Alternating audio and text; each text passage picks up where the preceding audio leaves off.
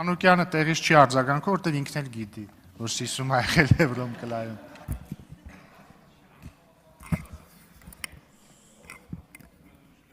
Հարգելի գործընկերներ, սիրելի հայրենակիցներ, շատ լավ հնարավորություն է արդեն 1 տարի, 1 ամիս հետի հետ կապված ձգվող այդ հակաօրինական, չգիտեմ, բարեկրթության սահմաններում օգտագործվող բոլոր տերմիններով, այսպես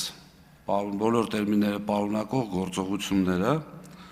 այս ամբիոնից ներկայացնելու մի պարզ պատճառով, որովհետև չենք ունեցել այն հարթակը երբեք, ամենայն դեպս ես այս ամեն ինչը ներկայացնելու համար։ Նախապատմությունը հետևյալն է, 2015 թվականին հիշում եք երևի, որ հեծը կառավարվում էր ոչ Կարապետյանների կողմից, ոչ պարոն Կարապետյանի կողմից, նախորդ սեփականատերը դիմեց հանրային ծառայությունների կարգավորող հանձնաժողով 17.08 դրամ թանկացնելու համար։ Ես այդքան միամիտ չեմ, որ հավատամ, որ այս իշխանությունը 8 տարվա ընթացքում երբևէ որևէ մեկը չի զեկուցել հեծի վիճակի մասին։ Եթե անտեղյակ եք, դա ինձ թվում ավելի մեծ խնդիր է, քան տեղյակ եք ու չեք ցույց տալիս։ Որովհետև հեծը ռազմավարական նշանակություն ունեցող ընկերություն է, բնականաբար պետք է տեղյակ լինի գոնե հատուկ ծառայությունների միջոցով։ Ինչ է կատարվել։ 17.08 դրամ բարձրացնելու ժամանակ ձեզնից շատերն էլ, եթե չեմ սխալվում, գեներացրեցիք Էլեկտրիկ Երևան շարժումը։ Էլեկտրիկ Երևանի ճնշման ներքո նախորդ իշխանությունները բարձրացրեցին ընդամենը 7 դրամով։ Եվ տնտեսագետներ ունեք, կարող եք ուսումնասիրել, եթե չգիտեք, եւ ընդամենը մնացել էր 3-4 ամսվա կյանք հեծին, որովհետեւ այդ պայդրությամբ 36 միլիարդ դրամ պակասորդ ուներ եւ անհրաժեշտ էր 17 դրամ թանկացնել, որպեսզի հեծը սնանկության չգնա։ Հիմա այս պարագայում պետությունը գնաց մի քայլի, լավ են արել, վատ են արել, դա ես չեմ քննարկում, ինձ դա չի վերաբերվում։ 7 դրամ թանկացրեց եւ փորձեց գտնել մարդ, ով կլինի հայ, ով կլինի Հայաստանի հողին կպած հայ, ոչ թե շատ ներողություն արտահայտությանս, մենք ունենք, դուք էլ երևի կիմանաք, այսպես ասած շուրտված հայեր, ու ծագումով հայ են, Հայաստանի տեղը չգիտեն, ընդհանրապես կապ չունեն Հայաստանի հետ։ Եվ այդ հայը Սամվել Կարապետյանն էր, որին նախորդ իշխանությունները, կառավարությունը խնդրել են, ինձ թվում է այդ հայտարարությունները տեսած կլինեք, բառից բուն իմաստով, որպեսզի նա ձեռք բերի հեծը։ 15 թվականի հոկտեմբերին հեծը ձեռք բերելուց չի եղել որևէ ակնկալիք, որ շահույթ կարող է լինել։ Դա ես ասում եմ իմ եւ պարոն Կարապետյանի խոսակցությունների ժամանակ, երբ որ ինձ առաջարկվում էր 15 թվականին Երևան քաղաքի տնօրենի պաշտոնը։ Եղել է հետևյալ խոսակցությունը. հնարավոր է արդյոք 0-0 կանգնել, բայց այս ամեն ինչով հանդերձ պարոն Կարապետյանը հայտարարել է, որ չեմ թանկացնելու հոսանքը, որպեսզի պատկերացնեք շատ կարճ։ Եթե հոսանքը թանկանում է, պետք է տեսնել ով է թանկացնում։ Իշխանության մեջ կան մանիպուլատիվ մարդիկ, որոնք մանիպուլյացիոն հայտարարություններ են անում եւ գցում դաշտ, որ հոսանքի որևէ թանկացում կատարվում է հեծի կողմից։ Այդպիսի բան չի եղել 10 տարվա ընթացքում 0 դրամա հեծի նախաձեռնությամբ թանկացվել։ Թանկացնողը պետական իբրև թե անկախ մարմին է, հիմա կհիմնավորեմ, եւ այնտեղ առաջարկներ են ներկայացնում կամ հանձնաժողով իր նախաձեռնությամբ թանկացնում է հոսանքը։ Հեծը երբևէ չի դիմել, որպեսզի հոսանքը թանկացվի։ Դրանից հետո մենք բազմաթիվ, ճարագ ասեմ ժամանակը հերիքի, դրանից հետո բազմաթիվ համակարգեր ենք ներդնում, ասկոյի համակարգ, այդ թվայնացված, որպեսզի ամբողջ ինֆորմացիան միանգամից առանց տեսուչի ներգործության քաշվի, մոտավորապես $700 միլիոն ներդրումներ են կատարվում, որից հետո այսպես գալիս ենք հասնում ենք 2025 թվականին պարոն Կարապետյանի հայտարարությունը։ Ինչ եմ ասում 25 թվականի պարոն Կարապետյանի հայտարարությունը, որտեղ այստեղ խոսվեց 24 թվականին լսումներ են եղել, 24 թվականին լսումներ եղել ձեր կողմից ընտրված, ձեր ամենայն դեպս փաստացի կոնտրոլի տակ գտնվող հանրային ծառայությունների կարգավորող հանձնաժողովի նախագահ պատասխանել է ձեր հարցերին։ Հեցի ներկայացուցիչ ինչի չեք կանչել, դուք գիտեք, դուք էլ ընդունեցիք, որ չեք կանչել։ Դրա համար ես բերում եմ 25 թվական Կարապետյանի հայտարարությունը իր պաշտպանություն եկեղեցու, որից հետո այս դահլիճում կոլեգիալ մարմինի ոչնչացումով հանրային ծառայությունների կարգավորող հանձնաժողովը կոլեգիալ մարմին է, յուրաքանչյուր որոշում ընդունում է կոլեգիալ։ Դուք բերեցիք այստեղ իմիջիալոց ԿՊ խմբակցության նախաձեռնությամբ, այդ դուք մտածեք ինչի կառավարությունը այդ նախաձեռնությամբ հանդես չեկա, որովհետև պատմությունը դա գնահատելու է, միգուցե քրե իրավական գնահատական կտրվի տեղ ապագայում։ Եվ ԿՊ-ն օրենսդրական նախաձեռնությամբ հանդես եկավ, որ կոլեգիալ մարմնի ղեկավարին, հարգելի սիրելի հայրենակիցներ, խնդրում եմ այստեղ ուշադրություն, տալ առանձին լիազորություն,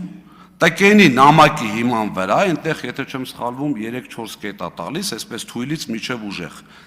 ընդհուպ կառավարիչ նշանակել։ Մի անձինա նշանակել կառավարիչ, եւ բնականաբար այդպես է պետք է լիներ, տկենը նամակը գրեց 9 կետով, հետո հանրային ծառայությունների կարգավորող հանձնաժողով լիցենզիայի զրկման ժամանակ այդ 9 կետից չեմ հիշում, եթե եկած լինի 1-2 կետ եկած լինի, բալանցածը դուրս եկավ եւ ընտրվեց ամենա, այսպես ասած, ես ռուսերեն ասեմ, ինչ ուզում եք, ում հետ ուզում եք կապեք, դա ձեր խնդիրն է, սա կոչվում է ռեյդերսկի զախվատ։ Որովհետև վերցրեցին մարդու սեփականության վրա բերեցին, օրենքը փոխեցին, մեծամասնություն իրենց տակ կառավարիչը նշանակեցին, բերեցին իշխող կուսակցության վարչության անդամ, նշանակեցին այդտեղ կառավարիչ ու ասեցին, որ դու պետք է ենթարկվես ԿՊ հասարակ անդամի, որը այդ անդամակցությունը դադարեցրել է, որ դառնա հանձնաժողովի նախագահ, որը հնարավոր չէ, դուք էլ լավ գիտեք։ Եվ այդտեղ այնուհետև եկավ նոյեմբեր ամիսը, լիցենզիայի զրկումը, այնտեղ օրեր ա տևել, շատ կարճ էին ուզում ավարտեն, հետո էլ հայտարարում են երկար քննարկեցինք, եթե ուշադիր եղած ելնեք կամ ձեզ հետաքրքիր եղած ելնի, ամենայն դեպս մեր հայրենակիցներից շատերից ես ստացել եմ այդ ինֆորմացիան, որ բավականին ուշադիր նայել են եւ այդ հայտարարությունը պատկերացնում էին։ Որոշումը պատրաստ դրած, ես այնտեղ հայտարարել եմ, գոնե գնայիք խորհրդակցեիք։ Նիստը վերջացավ թե չէ, միանգամից քվեարկեցին։ Որևէ այսպես նորմալ բան չասվեց, որից հետո լիցենզիայից զրկեցին, մենք գնացինք վարչական դատարան, արբիտրաժ եւ այլն, Հայաստանի Հանրապետությունը չկատարեց արբիտրաժի որոշումը, որը շատ տրամաբանական էր, այսինքն Հայաստանի Հանրապետությունը խնդրեց, եկավ միացավ ինչ-որ մի հռչակագրի, ինչ-որ մի արբիտրաժի եւ նրա որոշումը չկայացրեց, ստատուս քվո պայելու հետ կապված, այսինքն նրանք ինչ էին ասում, ես գործ եմ քննում, սպասեք գործը քննեմ, կարող է հետո իմ որոշումը լինի ձեր արածի հակառակը, ոնց եք հետ փոխելու։ Այդ թվում իմիջիալոց համանդրական դատարանում կար գործ այդ ժամանակ ընդդիմադիր պատգամավորների դիմումով, վարչական դատարանում կար գործ, ձեր համար միևնույն էր։ Եվ այդ ամեն ինչը տեղի ունենալուց հետո բնականաբար կառավարիչը նշանակվում է, գալիս է առաջի օրը շենք չմտած, ինձ ազատում է աշխատանքից, երևի հասկանալով, որ լավ օրեր չի սպասվում, աշխատանքային առումով եմ ասում այդտեղ, որից հետո հայտարարվում է այսպես ասած առանց փաստական հանգամանքների հանձնագործներ, թալան եւ այլ, եւ ես մի առաջարկով եմ հանդես գալիս, շատ ուղիղ կառավարչին եւ հանրային ծառայությունների կարգավորող հանձնաժողով նախագահին, հաշվի առնելով, որ հմեկը վաղուց արդեն ձեր սեփականությունն է, ոչ թե հանրային հեռուստաընկերություն, ես չեմ կարող կազմակերպել, խնդրում եմ, դուք կազմակերպեք ուղիղ եթերում բանավեճ։ Դուք մեր հայրենակիցներին ասում եք, հեծը թալանել են, հեծը էս են արել, իմիջիալոց պարոն Կոնջորյան, բարեկրությունից եք խոսում, դուք ասիք, թե պարոն Ալեքսանյան, այլանդակություններ են կատարվել, ես հիմա այդ գայթակղությունը շատ մեծ է, որ ասեմ, այլանդակությունները որտեղ են կատարվել եւ ում օրոք, բայց ձեռնպարկը մնամ, պարոն Ռուբինյանի հորդորին կհետևեմ եւ բնականաբար արձագանք չի լինում, անգամ հմեկը գոնե այդ ձևական կողմը պահելու համար ասել լավ, մի հատ գրություն են գրել, կառավարիչը չի գալիս, հանձնաժողովի նախագահը չի գալիս, պարոն Ղազնինյան, դուք եկեք մի հատ տենենք ինչա, չէ, տենց փագա եւ վերջ։ Որից հետո հայտարարվում են բազմաթիվ քրեական գործեր, մենք տեսել ենք, չէ՞, այստեղ էս ճակերտների մեջ տերորիզմի հետ կապված գործերը, Բագրատ Սրբազանի հետ կապված, մի քանի ամսում արագ գնացին դատարան, բայց ինչ որ հավելագրումների հետ կապված թեմաներ էս մի տարիա քննվում, հələ չգիտենք ինչ։ Այսինքն շատ պարզ էր, որ այստեղ ընդամենը պետք էր փորձել կամ ձեր կարծիքով հաջողել, որը իմ կարծիքով չի ստացվել նաև մեր հասարակության, ես մի հարց տամ էլի, մենք կարող ենք խմբակցության անունից հիմա գումարել։ Որովհետև Դուք հիմա խոսեք, եթե հիմա խմբակցության ղեկավարն ինձ ասի, որ գրություն կուղարկեն, շատ լավ խմբակցության անունից շարունակեք։ Բայց կզրկվեք վերջում խմբակցության անունից ելույթից, դա իմաց։ Շարունակեք։ Եվ դրանից հետո արդեն կատարվում է այն ինչի դեմ դուք պայքարել եք։ Առաջին հերթին դուք, ինչպես նաև մեր ժողովրդի միստվար զանգված։ Սկսեցին ազատվել աշխատակիցները ըստ ցուցակների, բառից բուն իմաստով, ով կապ ունի Կարապետյանների հետ, ում ընդհանրապես Ղազինյանը ճանաչելով, չճանաչելով բերել գործի, պատասխանը շատ պարզ էր, մեր հետ էս թե չէ, ուղիղ, այնքան ուղիղ, իմիջիայլոց ձեզ ասեմ, որ ունեմ ինֆորմացիա եւ այնտեղից դուսեկով մարդիկ են ասել, բնականաբար ոչ մեկ այսօր չի գալու ստեղից ասի, հայտնվի այնտեղ, որտեղից ես եմ դուրս եկել շատ արագ, որ կառավարչի սեղանի վրա դրված են եղել մարդկանց, այսպես ասած, պատմությունները, ոնց է կոչվում այդ, անձնական գործերը, ԱԱՑ-ի այդ բանով, թղթի վրա։ Հիմա բնականաբար այդ ամբողջ ինֆորմացիան ունենալով հանդերձ ու եղել են մարդիկ, մեր ուրախություն մեզ, որ դավաճանությունները այդ առումով շատ քիչ են, այո, եղել են մարդիկ, որոնք համաձայնվել են այդ պայմաններին, մնացել են ճիշտ է, դետակից SMS են գրում, դեկաներեք եւ այլ, բայց Աստված իրանց հետ ամեն մեկ իր հացի հարցն է լուծում։ Ուրեմն դրանից հետո բազմաթիվ առաջարկներ, եղբայր, եկեք, ընդունում հանձնում անենք։ Դուք 6800 աշխատակից ունեցող, մինչև $1 միլիարդ ընկերություն, արժեք ունեցող ընկերություն եք խլում։ Իմիջիայլոց ձեզ ասեմ, այդ խլելն էլ պետությունը չէ, իշխանությունը ձերն է դրա համար եք խլում։ Այլ պարագայում դուք մեզնից ոչ մի բան չեք կարող խլեք։ Քննչականն է ձերը, ազգային ժողովն է ձերը, ԱԱՑ-ն է ձերը, միայն հանգարց որից մեկը չմտածի, որ Սամվել Կարապետյանից կամ մեզնից մեկը կարա այս գրիչը խլի։ Խլել եք, որովհետև ուժայիններն են ձերը, ու մենք չենք լռել, ուղղակի էտա։ Հիմա եթե գնում որոշ ազգային ժողովը որոշում է, որ միանձնյա ինչ-որ մեկ ինչ-որ բան պետք է անի, կներեք դրա դեմ, չգիտեմ, արդեն հակասահմանադրական ճանապարհներն են գալիս, որին ես դեմ եմ։ Ուրեմն ու սկսվում է այդտեղ հանձնաժողովի ոչնչացման գործընթացը։ Իմիջիայլոց ձեզ ասեմ, հանրային ծառայությունների կարգավորող հանձնաժողովը ունի բազմաթիվ գործառույթներ կարգավորվող ընկերությունների նկատմամբ։ Դրանք են մոնիտորինգներ, վարույթներ, ընդհանուր միջև լիցենզիա զրկում, բայց կոլեգիալ, այսինքն կոլեգիալ պետք է զրկեն, ձեզ ասեմ, որ ձեր կողմից կառավարվող փաստացի հանձնաժողովի ու համարյա բոլոր անդամները բացի ընդդիմադիր անդամից աշխատում են շատ վաղուց։ Ձեր կողմից նշանակված նախագահը, ինչ եմ ասում նշանակված ոչ թե ընտրված, որտեղ նա նշանակված է։ Ձեր կողմից նշանակված նախագահը 20 թվականին, եթե չեմ սխալվում, պատերազմի ընթացքում էլի եղել հանրային ծառայությունների կարգավորող հանձնաժողովի անդամ։ Մենք էլի շփվել ենք իրար հետ։ Երբևէ որևէ անդամ չի այսպիսի մտահոգություններ արտահայտել։ Երբևէ, ասեմ ձեզ ավելին, ապրիլ ամսին իր աշխատասենյակում Մեսրոպին ուղիղ հարց եմ տվել։ Իհարկե աշխատանքային անձնական խոսակցությունը երբեք չեմ բացի, այդտեղ ավելի վատ բաներ կա, բայց չեմ անի երբեք։ Դա իմ համար կարմիր գիծ է։ Ասում եմ Մեսրոպյան,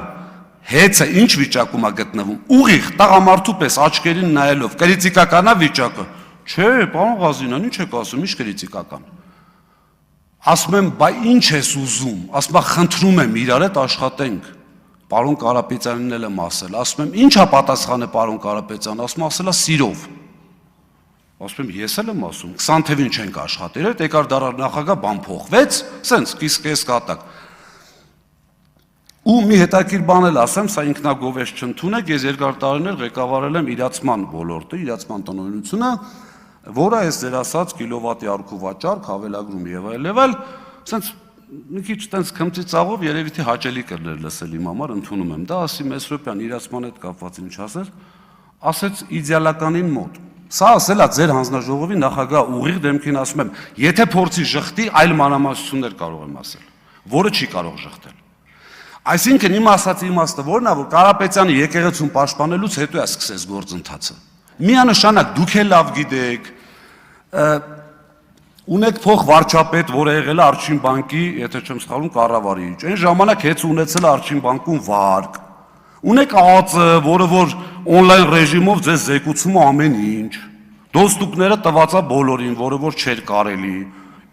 ԱԱԾ-ն եթե չի զեկուցել, որ հեծ ինչ վիճակում է եղել, կամ եկեք մի այսպիսի հանգամանք, էլի, դուք կառավարող ուժ եք, դուք իշխանություն եք։ Եթե ձեր իշխանության գալուց հետո 7 տարի հեծը կարողացել է մասսայական հավելագրումներ անի, հեծը կարողացել է կիլովատի արքու վաճառք անի եւ ձեր ասած թալանն անի, ու շատ ներողություն, խիստ անհրաժեշտություն է դառնում իշխանության փոփոխությունը։ Իմիջիայլոց այստեղ տարածքներից մարդիկ կան, որոնք համոզված են բազմաթիվ անգամ շփվել են հեծի հետ եւ տեսել են մեր աշխատանքի որակը։ Եվ մի շատ կարեւոր հանգամանք, չեմ ուզում այստեղ շատ երկարացնեմ, բայց բազմաթիվ անգամ մամուլով էլ եւ շատ տեղերով էլ քննարկվել է այն թեման, թե ես ինչ մեթոդներով եմ աշխատում ուղիղ հավելագրման դեմ։ Սա շատ չբարձրաձայնեմ, կուսումնասիրեք, համոզված եմ նաև շատերը գիտեք։ Հիմա դրանից հետո գալիս արդեն այդ հանձնաժողով իմիջիայլոց ձեզ ասեմ, որ տեխնիկական աուդիտի հնարավորություն ունի, ինքը ընտրում աուդիտորին եւ բերում տեխնիկական աուդիտ են անում։ Պետական հանրային ծառայության կարգավորող հանձնաժողովը մինչև 23 թվականն ներառյալ արել է տեխնիկական աուդիտ։ Գումարած դրան հեծը ֆինանսական աուդիտ է արել, ամեն տարի KPMG-ն է արել այդ ֆինանսական աուդիտ։ Այսինքն ձեր տրամաբանությամբ դուրս է գալիս, որ KPMG կլինի, հանձնաժողով կլինի, մյուս ով ուզում ալինի, չէ, իրանք բոլորը սխալ են, դուք ճիշտ, որի վրա ես խիստ կասկածում եմ։ Ուրեմն ասում ենք լավ, Սամվել Կարապետյանը այդ ժամանակ փաստաբանների միջոցով, պարոն Վարդևանյանի միջոցով ինձ փոխանցեց, ասեց Դավիթ, մի անգամ ասել եմ, կարող մոռացել են, ասա որ 10 տարի չեմ թանկացրել, 10 տարի չեմ թանկացնելու։ Հիմա եթե ինչ-որ մեկին կհետաքրի ոնց չի թանկացնելու, սեփական փողի հաշվին։ Ասենք ստեղ չեմ ուզում կոպիտ բառ օգտագործեմ, կարծում եմ դուք էլ տենց չեք մտածի, հիմարություն կլինի մտածելը, որ մի քանի միլիարդ դոլար ունեցող մարդուն ասեն, բա ոնց չես թանկացնելու, շատ պարզ։ Կարիք եղավ, ինչը որ եղել է 10 տարվա ընթացքում, իր գրպանից փողը գտնի չի թանկացնի։ Այդ հայտարարությունից հետո, որ մենք ասում ենք սիրելի հայրենակիցներ, Սամվել Կարապետյանը հայտարարում է 15-ից 25 չեմ թանկացրել, չնայած առիթներ եղել են, պրիտոմ են 10 դրամը չենք մոռանում ռուսների, ռուսական ընկերության, որը 17 դի թանկացներ 7 թանկացավ։ Եվս 10 տարի չեմ թանկացնում։ Հանձնաժողովի նախագահին ուղիղ հարց ենք տալ, ասում ենք եղբայր, 2 տարվա գարանտիա տուր, 2 տարի ընդամենը, ասա 2 տարի չեմ թանկացնելու, չի կարողանում ասել։ Եվ որից հետո արդեն բնականաբար սկսում է այդ գործընթացը, գնում ենք դատարան։ Գնում ենք դատարան, դատարանում այսպես գիշերային նիստերով, բաներով միջև վերջին նիստը, եթե չեմ սխալվում, միջև գիշերը 5-ը տևեց, առավոտյան 5 ավելի շուտ։ Գիտեք հանձնաժողովի ինչա բերել այնտեղ, որպես ապացույց։ Մեր ժամանակվա կատարված աշխատանքներ, այսինքն հեծը Սամվել Կարապետյանի գլխավորությամբ ունի գործառույթներ, որը կատարում է։ Ապրիլ-մայիս ամիսներին ստուգվել է Հայաստանի Հանրապետության ամբողջ բյուջեից ծնվող կազմակերպությունների հաշվիչները, որի արդյունքում եղել է 22 խիստ նկատողություն եւ 9 ազատում աշխատանքից։ Ասում եմ ապրիլ-մայիս, իմիջիայլոց էս հանձնաժողովը բերել էր դատարան, ասում ենք ժողովուրդ, էս խեք բերեսի մերն է։ Ասում եմ բերել ենք որ տենակ էդի կա։ Ասում ենք մենք չենք շղթում որ դա կա։ Բայց մեր կատարած աշխատանք ինչ եք բերել։ Բերել են Սևան քաղաքում 130 խախտում։ Բացում ենք, դե ապացույցների ուսումնասիրությամբ հետազոտման փուլն է, դատարան ասում է խախտումներ ասեք, բացում են չկա, պարզվում է 130 հաշվիչ ստուգվել է, որից 3-ը ընդամենը ունի խախտում։ Բացում ենք անհատական այդ 3-ը նայենք, պարզվում է 3-ից 2-ի խախտումները կատարվել են օգոստոսին։ Թեղազինյան Դավիթը պուլտով էր այդ անջատումներն անում, թե այդ խախտումներ անում, այդ արդեն չկարողացան ապացուցել։ Բերել են իրանց ժամանակվա կատարված խախտումները։ Եվ հաշվի առնելով, որ ժամանակը շատ քիչ է, վարչական դատարանը ուղիղ հայտարարել է, այսպես չցիտեմ, հեռախոսի մեջ է բառացի, ընդունում հանձնում չկատարելը, որը մեր կողմից էր նշվել, շատ մեծ սխալ է համարվել, որի արդյունքում դատարանը հիմնավորված եւ ապացուցված չի համարում համակարգված հավելագրումներ։ Եվ մի փաստել այնտեղ խոսք գնաց հարկերի մասին, ուրեմն 18 թվականին 9-րդ տեղն ենք եղել, 19 թվականին 11-րդ տեղն ենք եղել, 20 թվականին 13-րդ տեղն ենք եղել, 21 թվականին 15-րդ տեղն ենք եղել, 22 թվականին 13-րդ տեղն ենք եղել, 2023-ին 22-րդ տեղն ենք եղել։ Որևէ ինչ։ Այո, ձեր մոտ կա, պեկից ուզեք տեսեք 1080 տասվայրկյան։ Եվ Սամվել Կարապետյանին մեղադրել որևէ ձևով, որևէ հարկ կամ տուրք չմուծելու մեջ, ժողովուրդ,